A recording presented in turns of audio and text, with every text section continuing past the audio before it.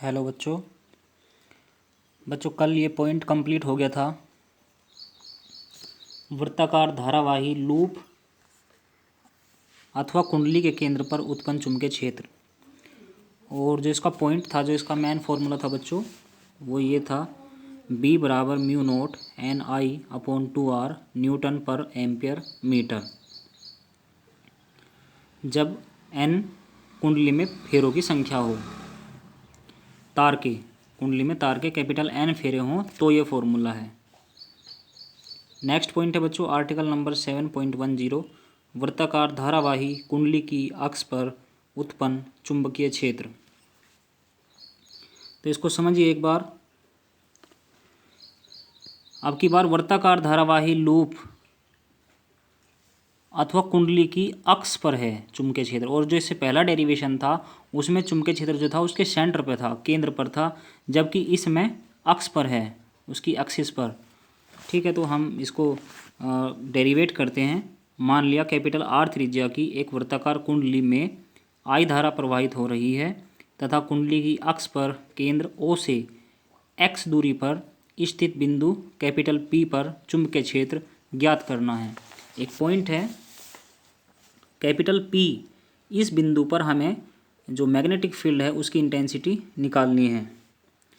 और हमने मान लिया कुंडली के शीर्ष पर, टॉप पर, कागज के तल के लंबवत तथा बाहर की ओर दिष्ट एक धारावाही अल्पांश वेक्टर dl है। एक धारावाही अल्पांश क्या है? वेक्टर dl है। माना धारावाही अल्पांश के सापेक्ष बिंदु कैपिटल P का स्थिति सदिश वेक्टर r है, स्मॉल वेक्टर r। तब बायो-सैवर्ट के नियम के अनुसार धारावाही अल्पांश के कारण बिंदु P पर चुंबकीय क्षेत्र क्या हो जाएगा बच्चों? देखिए यहाँ पर जो ये बिंदु P दिया हुआ है डायग्राम में, और ये किसके अकॉर्डिंग निकालना चाह रहा है? जो धारा अल्पांश है वेक्टर dl के कारण। तो यहाँ पे चुंबकीय क्षेत्र का फॉर्मूला हो जाएगा vector dB equal to mu naught upon 4 into I into vector dl into vector r upon r की क्यूब। ये क्रॉस मल्टीप्लिकेशन है बच्चों। अब इसका जो परिमाण है dB बराबर हो जाएगा mu naught upon 4 into I dl sine 90 अपॉन r स्क्वायर। चूँकि वेक्टर dl तथा वेक्टर r के बीच का कोण जो है 90 डिग्री है, तो यहाँ से जो फॉर्मूला होगा dB equal to mu naught upon 4 into I dl अपॉन r square. Equation number first हो जाएगी। अब देखिए बच्चों, जो वेक्टर dB है वो कागज़ के तल में है। जो वेक्टर dB है वो कागज़ के तल में है और वेक्टर r के लंबवत है। वेक्टर r के लंबवत है और कागज़ के तल में है।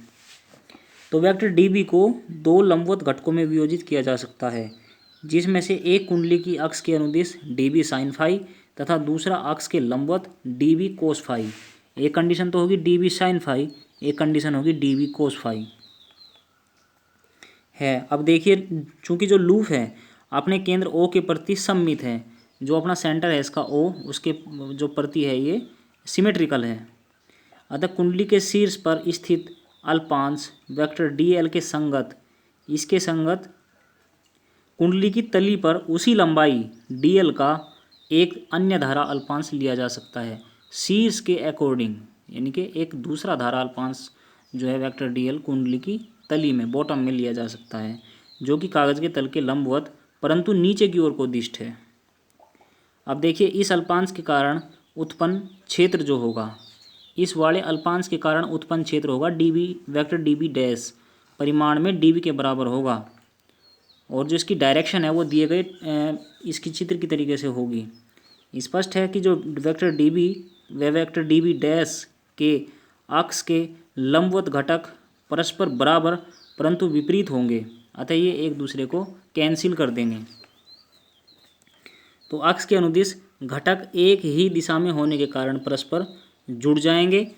यदि हम संपूर्ण कुंडली को, ये जो पूरी की पूरी कुंडली है, अगर हम इस संपूर्ण कुंडली को इसी प्रकार के, जिस प्रकार के दो अन्य धारा अल्पांश हैं, इसी प्रकार के और भी धारा अल्पांशों में विभाजित माने, तो बिंदु P पर, इस पॉइंट P पर परिणामी क्षेत्र वेक्टर B कुंडली की अक्ष के अनुदिश होगा और जो उसका परिमाण होगा वो क्या होगा, वो देख लीजिए।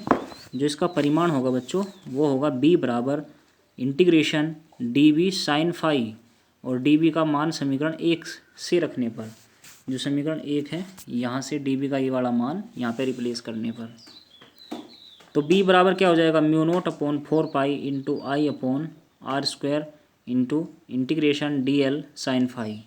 अब देखिए जो 1 अपॉन आर स्क्वायर है उसको समाकलन चिन्ह के बाहर रखा है, इंटीग्रेशन से बाहर कर दिया, क्योंकि R का मान समस्त धारा अल्पांशों के लिए एक ही होगा। अब साइन फाई बराबर capital R upon small r, diagram से, जो हमारे पास डायग्राम दे रखा है, क्योंकि साइन थीटा का जो फॉर्मूला होता है वो लंब बटे कर्ण होता है। तो B बराबर म्यू नोट, या फिर ये जो दूसरा फॉर्मूला यहाँ पे लगाया गया है, एक हॉरिजॉन्टल कंपोनेंट है, एक वर्टिकल है, एक क्षैतिज है और एक ऊर्ध्वाधर है। तो B बराबर यहाँ से हो जाएगा mu naught I R upon 4 pi R cube into integration DL, परंतु इंटीग्रेशन DL की वैल्यू होती है 2 पाई आर। 2 पाई आर का मतलब सरकमफ्रेंस, कुंडली की परिधि, तथा R बराबर होता है capital R square plus X square की होल पावर 1/2। तो बच्चों यहाँ से एक फॉर्मूला बन जाएगा B बराबर mu naught I upon 2 into capital R square plus X square की होल पावर 3/2। ठीक है, और अगर कुंडली में n फेरे हों, यदि कुंडली में कैपिटल N फेरे नंबर ऑफ टर्न्स हों, तो प्रत्येक फेरे का B के लिए जो अंशदान है, जो उसका एक सहयोग है वो बराबर होगा। तो यहाँ पे जो फॉर्मूला हो जाएगा उसमें n इंक्लूड हो जाएगा, तो यहाँ पे फॉर्मूला आ जाएगा, अतः कुल चुंबकीय प्रेरण वेक्टर B का मान, तो P बराबर हो जाएगा mu note into capital N capital I capital R square upon 2 into capital R square plus small x square की होल पावर 3/2, जो कि इक्वेशन नंबर 2 हो जाएगी।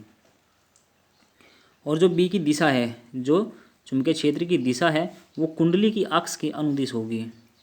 कुंडली के केंद्र पर x बराबर 0 है, अतः कुंडली के केंद्र पर चुंबकीय क्षेत्र ये हो जाएगा B बराबर mu note NI upon 2R। ठीक है बच्चों, नेक्स्ट पॉइंट समझिए, आर्टिकल नंबर 7.11, वृत्ताकार धारावाही लूप अथवा कुंडली के कारण उत्पन्न चुंबकीय क्षेत्र का स्वरूप।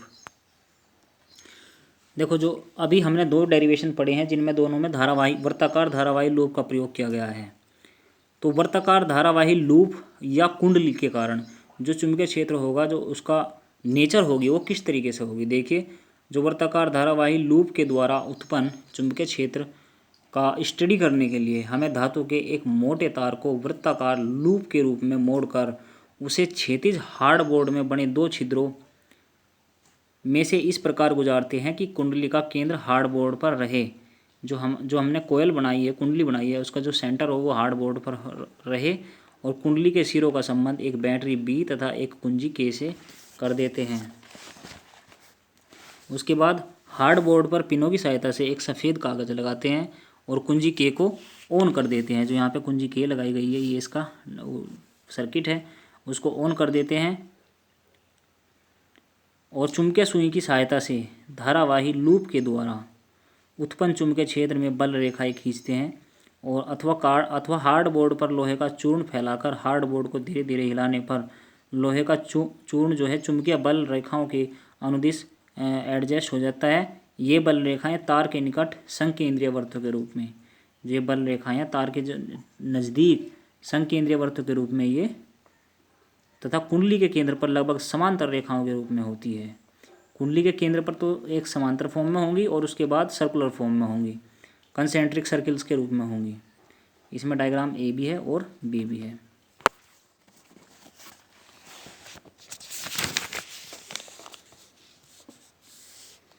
नेक्स्ट पॉइंट है बच्चों आर्टिकल नंबर 7.12।